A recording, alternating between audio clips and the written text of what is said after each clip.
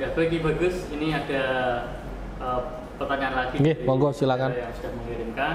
Monggo silakan. Saya mau tanya, 3 hari ini dada sebelah kiri itu sakit. Dan berpindah-pindah sakitnya sampai ke punggung.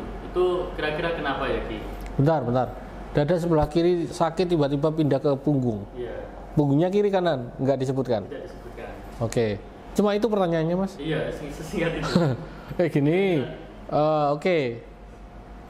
Kalau saya masih wajar kok masalah itu, Mas. Saya rasa kok wajar. Gini loh. Kalau penyakit itu sudah lama, mohon maaf ini mungkin harusnya detail ya. Penyakit ini sejak kapan itu harusnya disampaikan. Kemudian muncul kambuhnya sakitnya itu sejak katakanlah jam 3 sore tiba-tiba, besoknya jam 3 sore, besoknya jam 3 sore, kan ada polanya, harusnya gitu dijelaskannya. Kalau hanya sekedar sekarang tiba-tiba sakit, tiba-tiba pindah ke punggung sekali ya katakanlah, ini wajar, masih ada wajar. Karena apa? Manusia kan punya otot banyak, kadang kerasa kayak kram gitu loh, Mas, ketarik itu terkadang itu pindah. Nah ini wajar, tapi bisa jadi tidak wajar ketika sakit ini ya dari dada pindah ke punggung ini terjadi setiap hari atau ada polanya. Loh kok setiap habis sholat maghrib dada saya sakit, nyesek, malamnya sebelum tidur malah ganti belakang. Ganti lagi. Ada lagi, Mas, saya pernah menjumpai ini, kaki sebelah kanan itu selalu berat ketika jam 9 malam. Hanya itu saja, Mas. Jam 9 malam sampai jam 10 itu sudah sembuh ya. Kemudian setiap jam 1-nya dia terbangun, tidak bisa tidur lagi sampai besoknya lagi. Ini terjadi terus-terusan. Karena apa yang terjadi? Karena gimana ya? Kalau saya mengatakan bisa jadi ya ulah dari makhluk gaib yang orang Jawa mengatakan itu apa? Nempel gitu loh, Mas. Nempel. Kok bisa mengatakan makhluk gaib, Ki? Karena saya ada kenyataannya. Kalau kakinya berat ya ketika jam 9 malam, ternyata setelah saya lihat katakanlah pakai spiritual ya ada sesuatu yang gendoli gini loh, Mas, ngerangkul kakinya. Katakanlah ini kaki ya, dia itu ngikut gini loh. Setiap jam 9 malam. Ini saya kenal orangnya. Setelah itu dia tidur. Ya, nyaman lah. Tapi jam 1 bangun lagi sampai besok. Siklusnya terjadi begitu terus setiap hari. Sampai dia kurus, terus kemudian terkena penyakit katakanlah kekurangan darah ya kan, karena suka begadang kan. Akhirnya pikirannya gerambiang atau pikirannya nggak tenang ya, kena stres. Nah ini kalau ditarik garis lurus, sejak kapan sih penyakit ini terjadi? Ternyata sejak dia melakukan kegiatan yang aneh ya. Kegiatan aneh. Mau tahu gimana? Ketika dia di makam, ada sebuah kuburan kan, Mas ya, makam kan kuburan lah, ada patok di situ ya, batu nisan. Orang dulu batu nisannya kan ada batu kecil biasanya ataupun kayu. Nah itu ditendang. Dulu kelakuannya itu ditendang. Jadi ya terkadang penyakit yang terjadi dalam diri kita itu ya perbuatan kita sendiri. Iya. Nah saya lanjutkan dulu. Untuk urusan penyakit demikian, asalnya itu bukan dari kerjaan orang, tapi kita sendiri dari suatu energi katakanlah negatif, dan itu bisa menjadi suatu penyakit yang nyata. Kayak tadi dia pikiran ataupun dia malam hari itu cekot-cekot kayaknya kakinya berat, linu ya kan. Akhirnya dia pikiran, terus akhirnya tidur, bangun jam 1, setiap hari kayak gitu.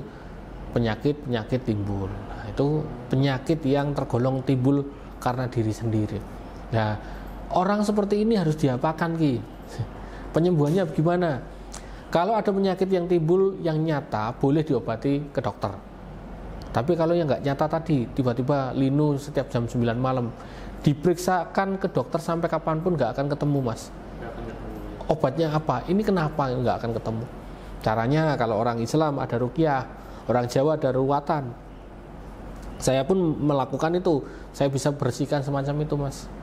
Tapi kalau seperti ini gimana? Misal ini kan tadi akibatnya apa sebabnya karena dia menendang sesuatu lah katakanlah. Menendang nisan. Kemudian itu menjadi karma atau ada yang marah di situ. Betul, ya bisa marah, jadi. Kemudian, nah, linu tadi. Mendengar juga kalau itu ada yang disuruh ngembaliin, misal, ini patok yang sudah ditendang misal miring, ya udah harus datang malam hari misalnya untuk benerin nisannya. Ya. Kemudian nanti habis itu selesai kan mungkin ada semacam itu, tapi kan gini Mas, tidak harus malam hari sih.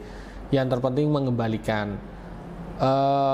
Yang terjadi dia itu bukan kayak tadi, bukan kayak linu sakit-sakitan, bukan Mas, tapi dia merasa itu selalu diikuti sesuatu. Jadi katakanlah kalau ke psikiater orang ini sudah dicap skizofren ya, halusinasi. Tapi kalau orang spiritual mengatakan dia diikuti, dibisiki sesuatu, ada sesuatu, kalau saya mengatakan bahasa Inggris, unfinished business. Itu sesuatu yang belum selesai. Ada sesuatu yang belum selesai disampaikan. Tolong, misalkan ya Mas, mohon maaf, gimana itu? Ada tali pocong yang ditemukan di bawah, ya kan? Tali pocong ditemukan di bawah. Loh, ini apa ini? Terus diambil seseorang di saku, misalkan di jalan raya ketemu itu. Loh, terkadang ini kalau ini tali pocong beneran, orang ini akan diikuti. Tolong kembalikan ini. Walaupun itu dikembalikan ke jalan raya, belum tentu itu berhasil. Harus dikembalikan ke makamnya. Ada yang semacam itu. Sampai malah menduduk apa? Iya, harus ke gitu. Ada lagi kayak ini paling gampang Mas. Sering sekali terjadi. Ketika seseorang dolan ataupun wisata ke candi, tempat keramat, kemudian punden. Kalau di situ ada sesuatu dan dia melakukan sesuatu yang nggak beres, misalkan mengambil batu candi dibawa pulang untuk aksesoris. Ada patung arca digeser, dihadapin ke sana. Ini bisa saja penunggunya, kalau ada penunggunya dia akan menyuruh mengembalikan itu. Tolong kembalikan. Diikuti selama pulang sampai dia mengembalikan itu tadi ke posisinya atau mengembalikan apa yang diperbuat tadi. Saya percaya kalau orang tersebut memang diganggu, ya memang harus dilakukan dulu, nggak masalah sih. Kalau ke kedokteran, ke medis, ke psikiater ya bisa saja dicap tadi halusinasi semacam itu Mas. Nah kalau ini nggak segera diobati kan jadi penyakit sungguhan. Ya, akhirnya nanti akan jadi penyakit sungguhan.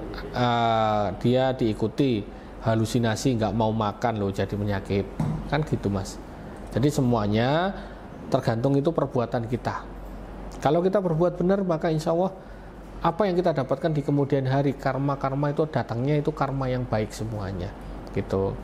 Apalagi kita ke tempat-tempat yang dikeramatkan ya sebaiknya menjaga sikap gitu. Betul. Wong orang Jawa itu saya kan budayanya Jawa. Jadi orang Jawa mengajarkan agar kita selalu andap asor ya, selalu tahu unggah-ungguh sama sesama. Bahkan di budaya saya juga mengajarkan selalu care sama makhluk lainnya juga semacam itu. Ya kalau kita membahas ini kan panjang Mas ya. Jadi intinya pada pertanyaannya Mas tadi, kalau kita ingin sehat maka kita lakukan sesuatu yang benar. Jangan cari musuh, kita melakukan sesuai dengan aturan semacam itu Mas. Gitu ya. Terima kasih jawabannya Ki Baru. Sami-sami Mas.